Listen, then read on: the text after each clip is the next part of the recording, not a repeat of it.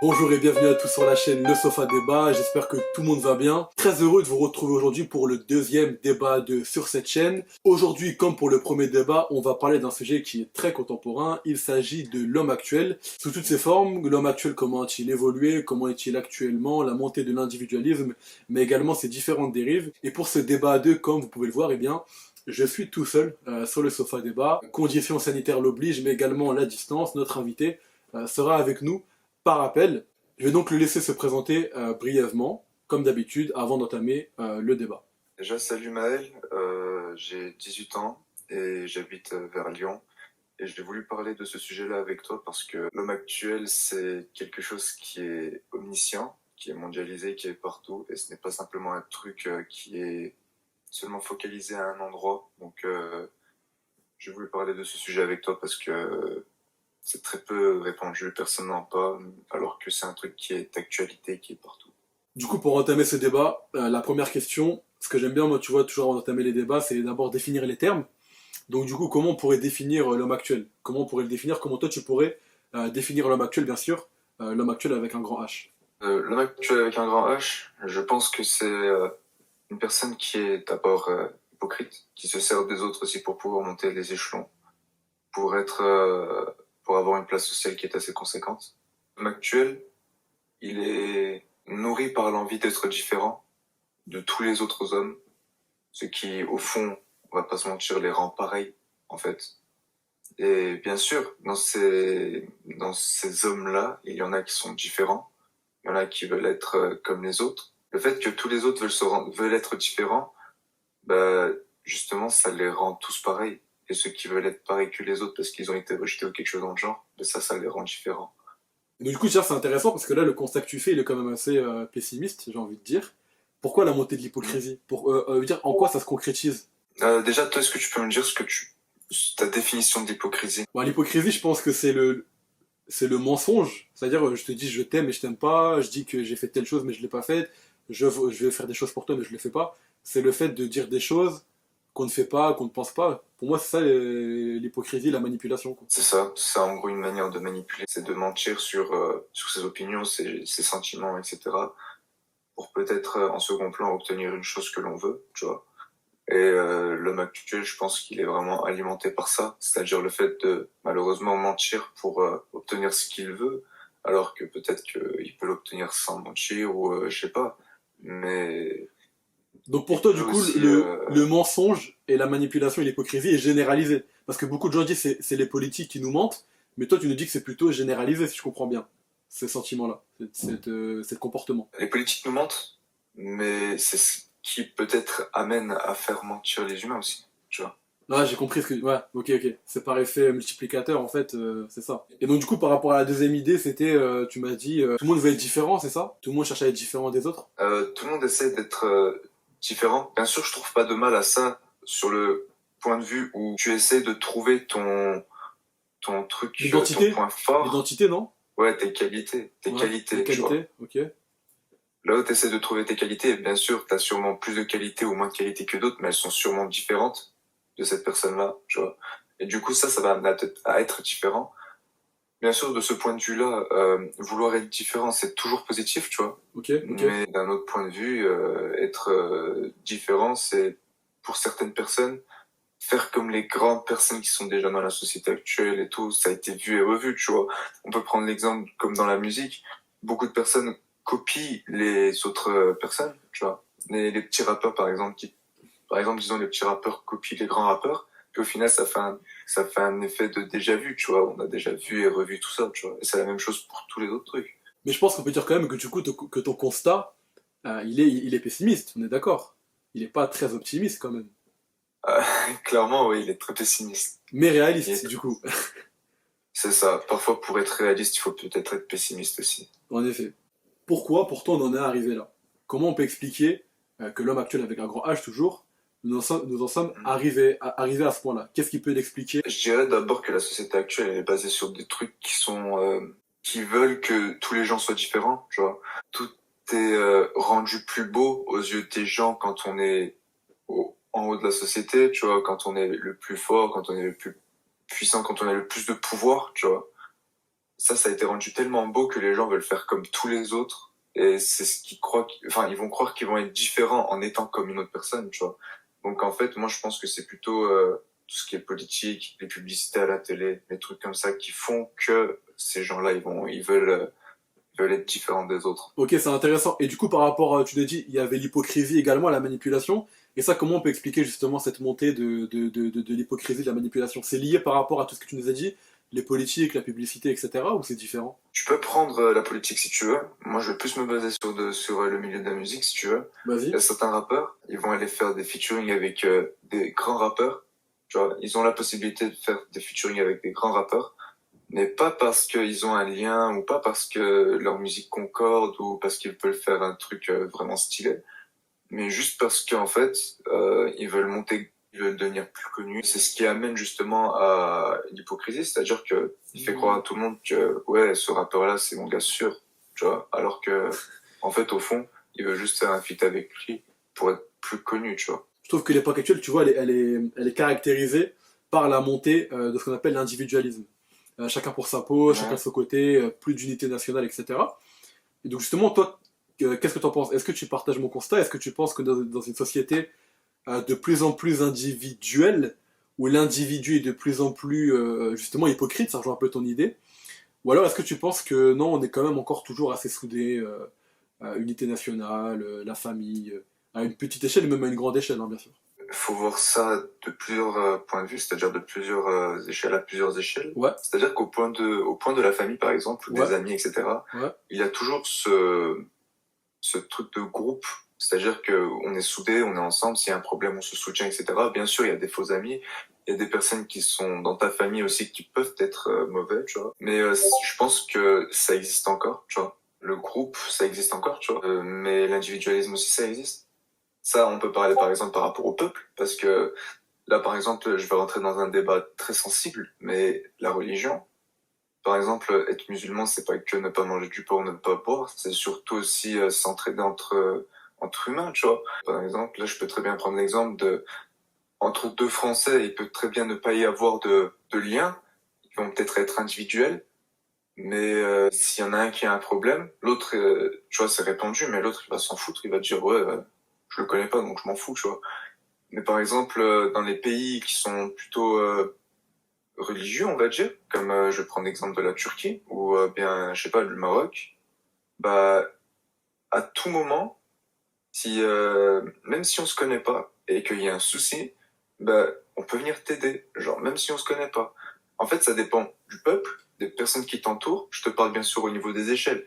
Le peuple, la religion, si t'es croyant ou non, ou bien au niveau de ta famille, si t'es entouré de bonnes personnes, si t'as une bonne famille, si t'as des bons amis, tu vois. Un peu partout, au niveau de toutes les échelles, il y a ce truc d'individualisme qui est lié justement à l'hypocrisie, comme je t'ai dit, avec les faux amis, les fausses personnes de la famille, etc.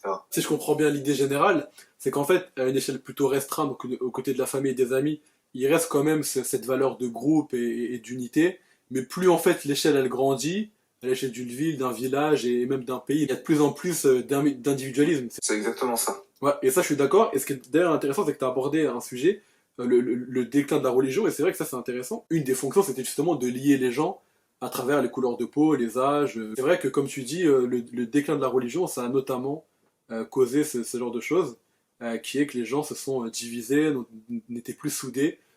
Tu nous donnais par exemple l'exemple quand tu vas dans un pays comme la Turquie ou le Maroc, où les gens ont quand même une certaine unité, parce que c'est des pays religieux. Mais le déclin religieux, ça a également amené ça en fait. Ce côté à plus diviser les gens et à réduire l'unité. Quand il y a des drames, souvent les gens sont ensemble, comme Charlie Hebdo, etc.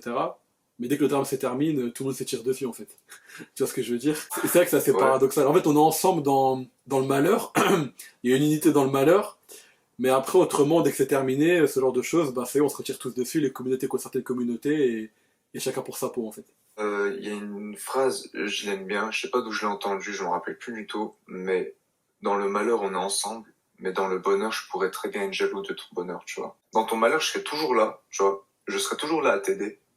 Mais dans ton bonheur, je ferai aussi tout pour être meilleur que toi, tu vois. Donc, du coup, le constat général qu'on peut faire quand même, c'est que on est quand même dans une société de plus en plus individuelle, chacun pour sa peau. comme on a vu, à une échelle plus restreinte, la famille, les amis, avec, comme il disait, une montée de l'hypocrisie. On voit qu'également une grande échelle, à l'échelle nationale, même à l'échelle religieuse carrément, on voit qu'il y a de plus en plus de divisions et de plus en plus d'individualité, cette montée de l'individualisme. Et donc justement, là où je voulais en venir, c'était plutôt sur les causes. Est-ce que tu penses que c'est vraiment un choix purement individuel, justement sans jeu de mots, cette montée de l'individualisme? En gros, c'est un peu le cours des sociétés.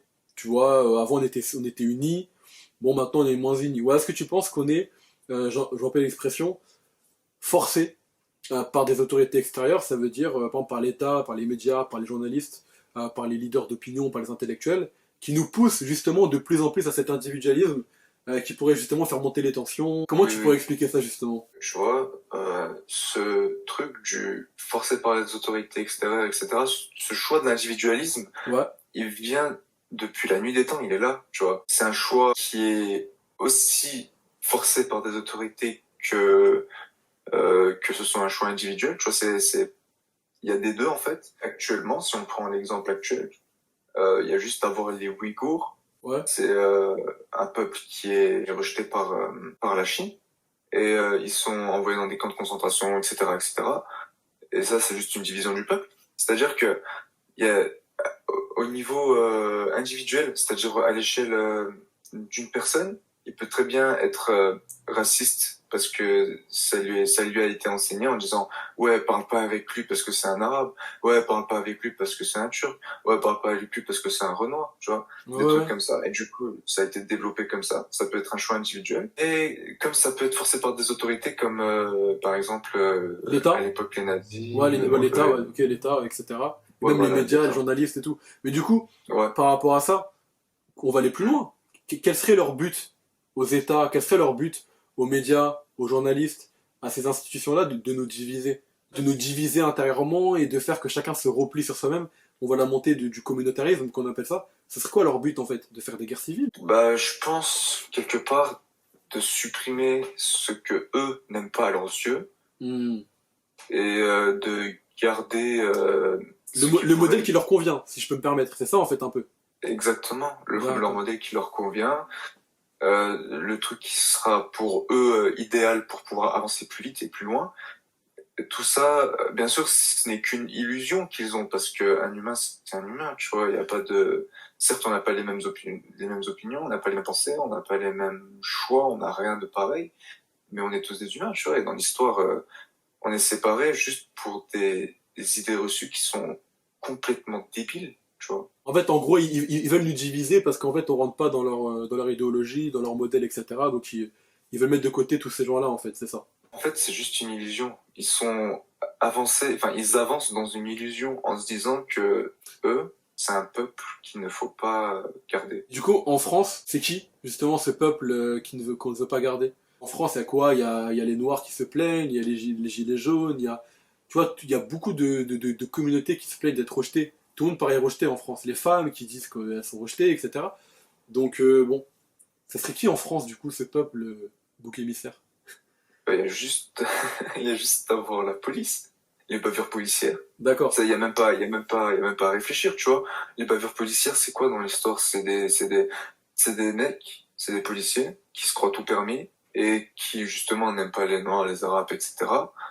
Bah, ils vont faire ils vont commettre l'irréparable. C'est-à-dire qu'ils vont peut-être aller jusqu'à tuer euh, une personne parce qu'elle est différente d'une autre, à ses yeux. Donc, en fait, la Tu vois. police est au service de l'État. Et la police À l'échelle, éradique ceux que l'État n'aime pas. à l'échelle, comment dire, à l'échelle nationale, la police, elle est bien sûr guidée par l'État, Ouais. mais à l'échelle individuelle, un policier, si il est pas net dans sa tête, s'il se croit tout permis, bah, à l'échelle individuelle, il va faire sa connerie, tu vois. Et bien sûr, les personnes qui se disent, waouh, la police, c'est, euh, c'est l'autorité, c'est ce qui guide le peuple, etc. Tu sais, parce qu'il y a l'État qui est derrière et tout. Ben ils se disent, putain, si un policier il a fait ça, c'est qu'il y a une raison. Donc je vais commencer à m'éloigner de ce peuple-là, Ah, tu vois, j'ai des compris. noirs, des arabes. Tu vois. Ok. En fait, les actes de la police, quand on regarde qui c'est qui les attaque, on se dit bon bah c'est que eux en fait c'est eux le problème. C'est vraiment grossisé ce que je dis, hein. Oui oui, C'est-à-dire c'est pas pareil pour tout le monde, mais genre c'est vraiment schématisé. Ça se passe à peu près comme ça, on va dire, tu vois. la police malgré tout, c'est quand même divers. Dans la police il y a tout type d'individus de la société française. Il y a des Bien plutôt sûr, riches, il y a des plutôt pauvres, il y a des gens issus de l'immigration, tu vois. Donc c'est quand même paradoxal en bien fait. sûr. Ils veulent mettre de côté Mhm. des gens, attaquer des gens, mais eux-mêmes sont même issus de ce genre de communauté. La police française est quand même, elle est disparate, elle est multiple, elle est plurielle. C'est vrai. Mais après, tu vois, c'est aussi des idées que donne le peuple. C'est-à-dire que, tu vois, t'imagines, nous, on a quoi comme image des personnes qui sont étrangères? Enfin, quand je dis étrangères, c'est bien sûr pas forcément ceux qui viennent d'autres pays, mais genre qui n'ont pas d'origine française. C'est quoi? C'est, par exemple, aujourd'hui, tu descends en bas, on va pas se le cacher, les personnes qui font le plus de sbeul, tu vois, c'est les Arabes, les Turcs, tu vois. Même moi, je suis turc et je l'avoue, tu vois, je vois plus Oui, oui. de personnes d'origine étrangère qui foutent de la merde que de Français. Des fois, on se plaint un peu trop de, oui, ils sont visés, comme tu dis, voilà, la police attaque telle personne, les contrôles aux facettes, Ouais, etc. Mais en même temps, c'est vrai que comme tu dis, et c'est un constat qui est réaliste, et j'aime beaucoup ce que tu viens de me dire, bah, c'est qu'en même temps, il faut être réaliste aussi, quoi. Les gens, comme tu dis, qui font le plus d'incivilités, de délits, la plupart du temps, c'est les mêmes. Et ça, beaucoup de gens mm. le nient. Mais ça va pas jusqu'à faire une bavure policière, Non, jusqu'à bien sûr, contre la bien police, sûr. tu vois. Mais c'est un facteur explicatif du fait que certains individus sont rejetés. Certaines communautés sont rejetées. Quand le problème vient Mm. souvent d'eux, etc. Bien sûr, on ne dit pas ici qu'il faut faire des bavures, que on fait pas une généralité, mais il est vrai que quand on constate un peu les délits, quand on constate les incivilités, la délinquance, c'est souvent un peu la même communauté. Donc on peut comprendre que certains policiers, etc., ils visent plutôt certaines personnes en particulier que par rapport à d'autres. Ils vont dans certains quartiers et pas dans d'autres quartiers. Donc justement, maintenant que tout ça est dit, je voulais m'arrêter sur un sujet un peu plus précis par rapport à cette montée de l'individualisme, de l'hypocrisie, de la division des gens, mais surtout par rapport à l'individualisme. Je voulais parler des réseaux sociaux. C'est ma théorie, je pense que ça a joué un grand rôle dans ça, parce que avant les gens, bah forcément, ils étaient plus soudés vu qu'il n'y avait pas les réseaux sociaux, parce que les gens étaient plus en contact directement par rapport à la famille, ils devaient rendre directement visite à la famille. Au sein de la société, les gens, ils vivaient plus l'un à côté de l'autre. Et justement, les réseaux sociaux, Twitter, Snapchat, Instagram, etc., ça a divisé plutôt les gens, parce que maintenant, c'est chacun est chez soi et chacun peut communiquer avec son grand-père qui habite à l'autre bout de la France, etc., à travers ces avancées technologiques. Donc justement, est-ce que toi, tu penses que justement, ça a favorisé l'individualisme, ou au contraire, comme certaines personnes disent, ou au contraire, c'est au contraire vecteur de... On est encore plus unis, parce on peut encore plus communiquer, on peut encore plus se parler à n'importe quel moment, etc., etc. Moi, je pense que surtout les réseaux sociaux, ils sont là pour apporter une certaine aide. À Ouais, la base, tu vois, c'était censé être une aide pour communiquer avec des personnes qui sont ouais, à l'autre bout du monde. ouais. Pour, voilà. Et après, quand ils ont commencé à sortir des divertissements comme des vidéos, des posts, des trucs comme ça, c'est parti en couille, tu vois. C'est-à-dire que tout le monde était là, ils étaient juste en train de parler avec leur famille, tu sais, au calme. Et tu vois, un an après, ils sont H24 sur leur téléphone, à regarder des vidéos, à faire ci, Ok, à faire j'ai ça, tu vois. compris. Donc en fait, toi, tu nous dis que c'est plutôt à la base positif, parce que ça rapproche les gens, mais c'est après, avec le temps, que c'est parti un peu dans tous les sens, quoi. Une gamine qui n'a aucune fondation, ou un gamin, hein, aucune fondation, aucune pensée, qui n'a aucune philosophie de vie parce qu'elle est encore trop jeune pour pouvoir fonder son propre opinion sur la société actuelle, qu'elle donne son opinion alors qu'elle n'a aucune connaissance de sujet et qu'il y a des millions de personnes qui sont assez bêtes pour le croire. Déjà, rien que ça, tu vois, les réseaux sociaux, c'est parti hyper loin alors qu'à la base, c'était juste pour communiquer entre deux personnes, tu vois. Est-ce que de nos jours, Mhm. c'est un facteur explicatif du fait qu'on se divise parce que chacun est chez soi? Avant, le lien, il était direct. On voulait voir quelqu'un, on allait directement le voir. On voulait voir quelqu'un, on faisait l'effort pour. Maintenant, on peut rester un an sans voir quelqu'un parce que on lui a parlé hier sur Messenger, on le parlera demain sur Instagram, on le verra une photo, on fera un visio. Est-ce que ça n'a pas joué dans tout ce qu'on a dit tout à l'heure, dans la montée de l'individualisme, il y a plus d'unité?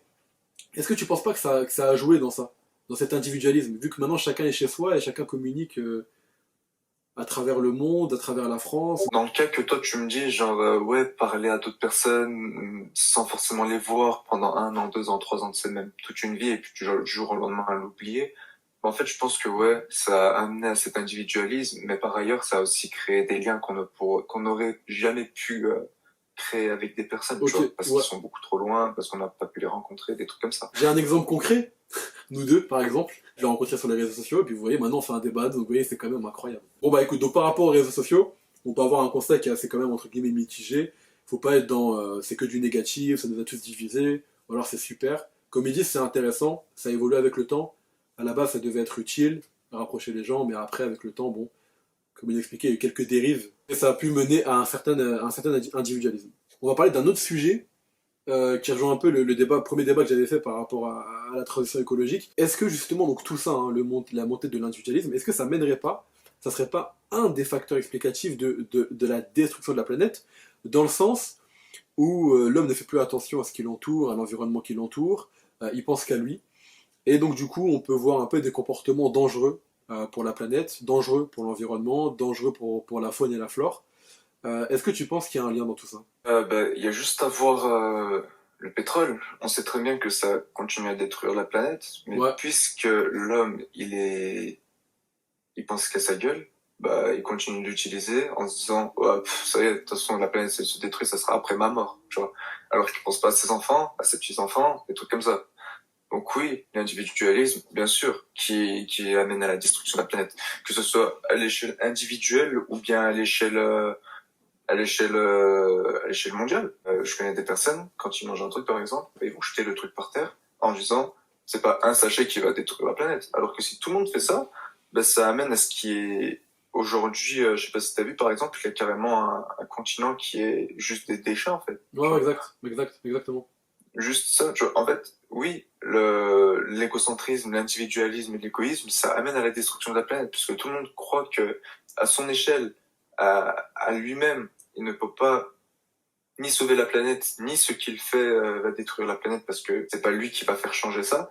Alors que si tout le monde avait cette pensée du si je le fais et que quelques autres personnes le font, ben ça va créer un effet de domino et ça va augmenter, ça va peut-être sauver la planète. Mais c'est aussi que, en fait, l'individualisme et l'égoïsme, ça a amené l'homme à penser qu'à lui. Aussi, tu vois, c'est-à-dire à penser qu'à lui, et à se dire, moi, ce qui compte, c'est ma vie, ma survie, le fait que moi, je mange bien, et après, bon, la nature, les animaux, le réchauffement climatique, la planète, ça, c'est pas mon problème, tu vois. En fait, c'est un effet multiplicateur, c'est-à-dire qu'à la base, l'individualisme, il a monté, il a monté, il a monté, quitte à ce que certaines personnes, maintenant, ne pensent vraiment plus qu'à elles, sans même se dire, mon acte, il va pas nuire parce que ceci, cela, ils se disent de toute façon moi je m'en fous. Maintenant c'est chacun pour sa peau, chacun est de son côté, donc je pense à moi et je pense pas au reste. Tu vois un peu l'idée. C'est un facteur explicatif parce que de nos jours on parle beaucoup de réchauffement climatique, c'est un sujet qui est important, mais parfois on parle de différentes causes, oui les avions, oui la voiture, mais je pense que même en amont de tout ça, c'est plutôt une idéologie.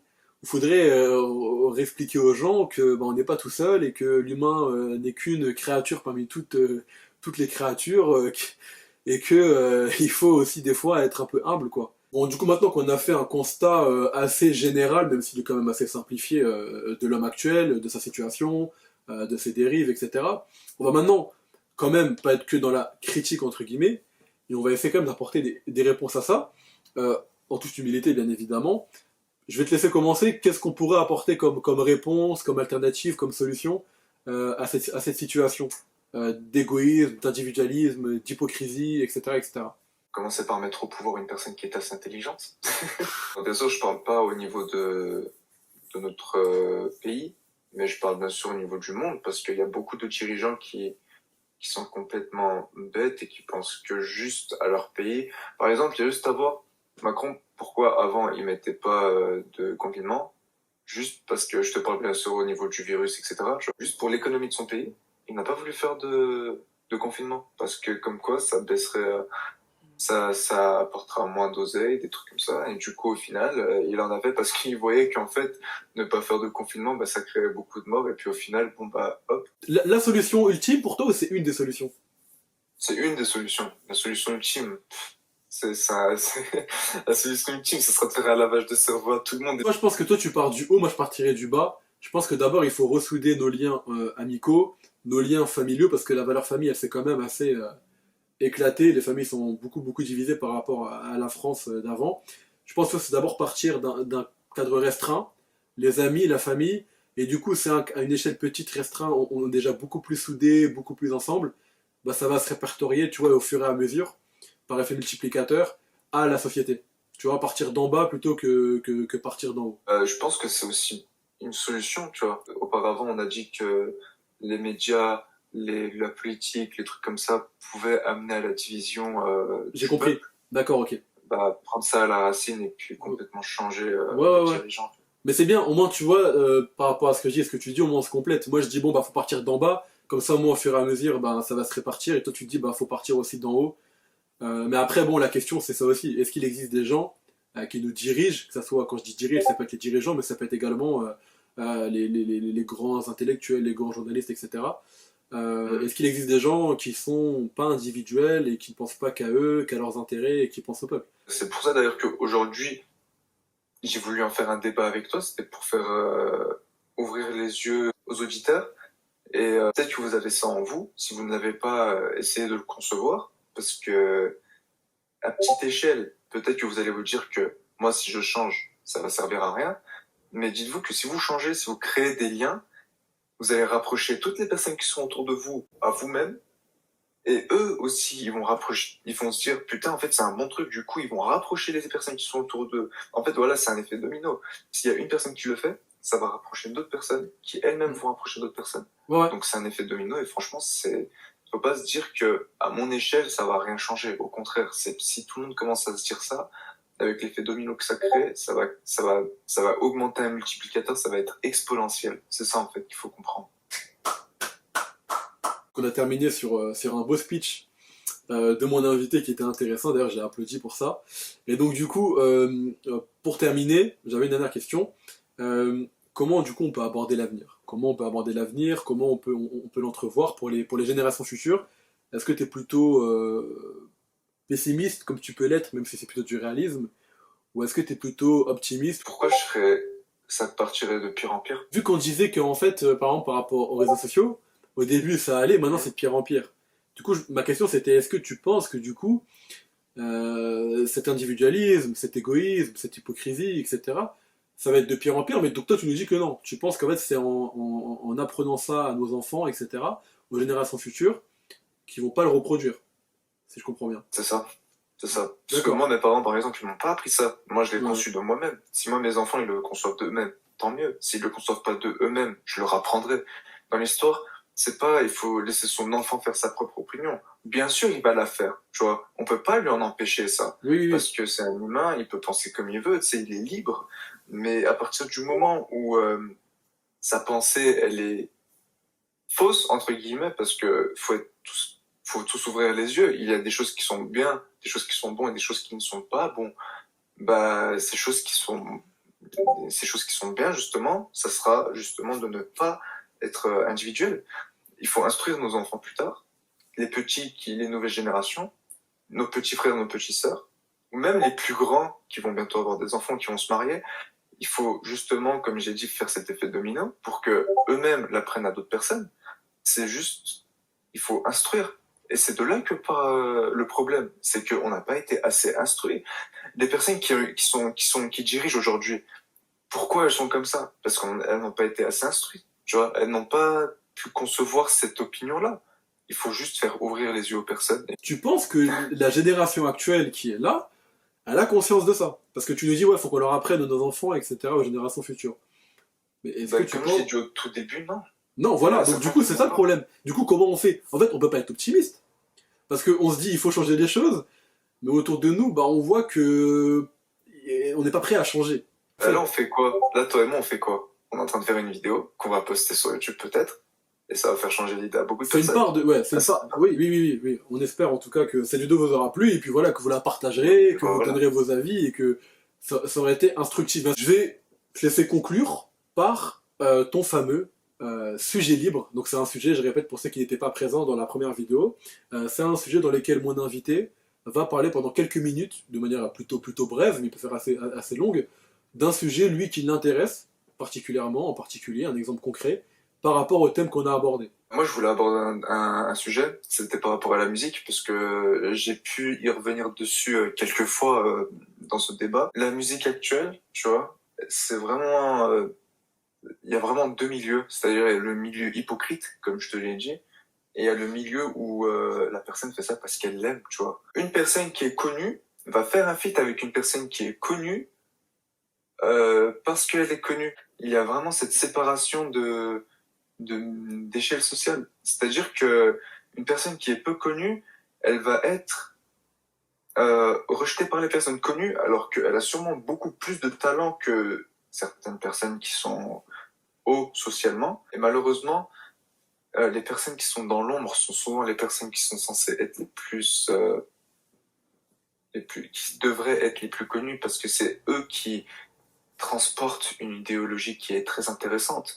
Aujourd'hui, ça va être quoi? Ça va être, dans les paroles, j'ai ça, j'ai ci, j'ai ça, j'ai ci, j'ai ça, j'ai ci, j'ai ça, j'ai ci. Toi, t'as pas ça, toi, t'as pas ça, toi, t'as pas ça, tu mérites pas ça, tu vois. Alors que il y a des raps, à l'époque, les old school, ça parlait des politiques. Il y a juste à voir Tupac, il y a juste à voir certains rappeurs, tu vois, qui ont été, ou même certains musiciens, je sais pas, n'importe qui avait une philosophie qui était juste trop bien pour la société, ils ont fini par se faire flinguer. Pourquoi? Parce que on ne veut pas que ces personnes, elles soient ouvertes d'esprit et qui soient connues, donc qui vont faire apporter de nouvelles idéologies qui seront constructives pour l'avenir. Juste le rap, ça a été créé à la base pourquoi? Pour dénoncer. Et ça a été très vite oublié. Et c'est très décevant, parce que la musique, c'est pas censé être un milieu où tout le monde raconte de la merde, mais où c'est censé être un milieu qui instruit. Donc voilà. Donc bon, c'était plutôt un constat général sur le rap actuel, mais il y a quand même deux idées qu'on peut retenir. Ouais. La première idée, c'est que dans le rap est gangréné par une certaine hypocrisie. Comme on parlait d'hypocrisie, faire des feats avec des gens connus, même s'ils sont pas hyper talentueux, plutôt que des gens peu connus, même s'ils sont talentueux. Et la deuxième idée, c'est que le fond a été délaissé, la revendication, les messages, à donner des connaissances aux gens, ça a été délaissé. On peut faire un parallèle en fait avec tout ce qu'on a dit, que le rap, ça peut être une genre de façade, de miroir de tout ce qui se passe dans la société. En tout cas, merci pour ton sujet libre, merci d'y avoir participé et de nous avoir donné ton avis. Le débat est maintenant terminé. J'espère que la vidéo vous aura plu, j'espère que le débat vous aura plu, que son sujet libre vous aura plu. Moi, en tout cas, j'ai beaucoup aimé ce débat. On a parlé de plein de sujets. Je trouve qu'il était vraiment enrichissant. Écoute, je vais te laisser conclure cette vidéo en beauté. Merci de m'avoir fait participer à ce débat. Merci aux personnes qui vont nous écouter, qui vont... Bien sûr, on ne dit pas que notre débat va être est parfait. Loin de là. Donc, ouais, comme elle l'a dit, écrivez des commentaires, le débat il est ouvert. Bon, en tout cas, écoute, moi je vais te laisser. Merci beaucoup. Et puis, on se dit à très bientôt pour un nouveau débat. À très bientôt sur la chaîne.